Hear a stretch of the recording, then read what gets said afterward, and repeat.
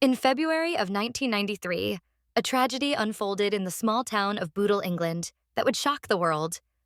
A 2-year-old boy named James Bulger vanished in broad daylight while shopping with his mother.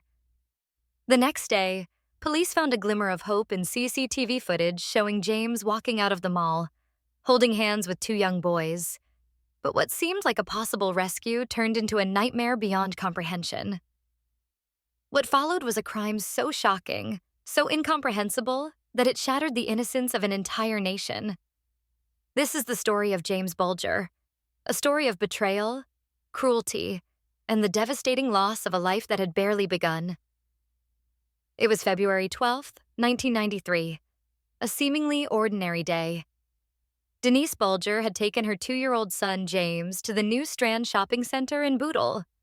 As they moved through the bustling mall, Denise briefly let go of James's hand to pay at a butcher's counter. In that fleeting moment, James wandered off. By the time Denise turned around, her son was gone. Panic set in as she frantically called out for him, scouring the aisles and asking strangers if they had seen a small boy in a blue jacket. Mall security was alerted and the search began immediately, but James was nowhere to be found. Hours turned into the longest night of Denise's life. The following day, investigators reviewed surveillance footage from the mall, hoping to find answers. What they discovered was chilling. The cameras captured James being led out of the shopping center by 2 boys, estimated to be around 10 years old. At first, police and the public held on to hope. Perhaps these boys had taken James to safety, but that hope would soon be extinguished. The truth was far darker than anyone could have imagined. The boys seen in the footage weren't rescuers, they were predators. Over the next several hours, James was subjected to unimaginable cruelty. The 2 boys, later identified as Robert Thompson and John Venables, led him on a 2.5-mile journey from the mall to a secluded area near a railway track. Along the way, witnesses saw the trio.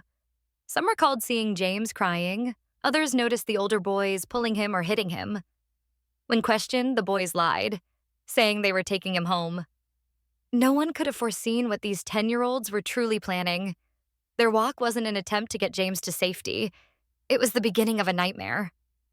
When the trio reached the railway tracks, Robert and John's true intentions became horrifyingly clear. Over the course of hours, they tortured James in ways that defy humanity. They beat him with bricks, struck him with an iron bar, and poured paint into his eyes. The boys inflicted injuries so severe that investigators later struggled to determine the exact cause of death.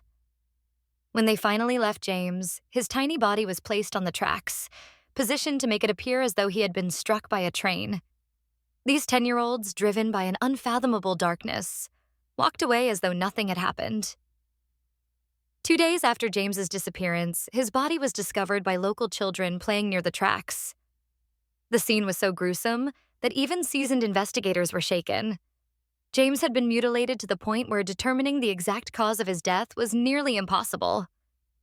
The news of James Bulger's murder spread quickly, sending shockwaves across the country.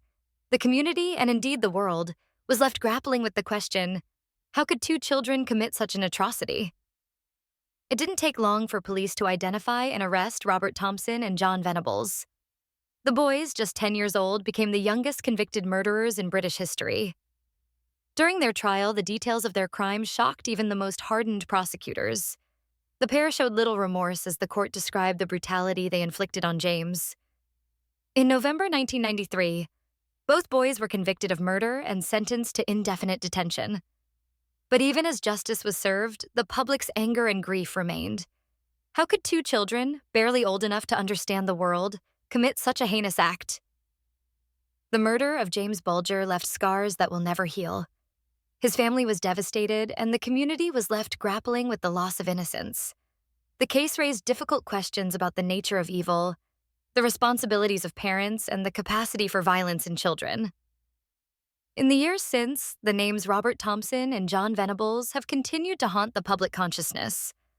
Both were released from custody under new identities in 2001, sparking outrage and debate about justice and rehabilitation. But no matter where they go, the memory of what they did to James Bulger will follow them forever. How could children commit such unimaginable cruelty? Was this a failure of society or something far more sinister? Let us know your thoughts in the comments. And if you found this story as haunting as we did, please like and subscribe for more tales that explore the darkest corners of humanity. Until next time, hold your loved ones close and stay vigilant.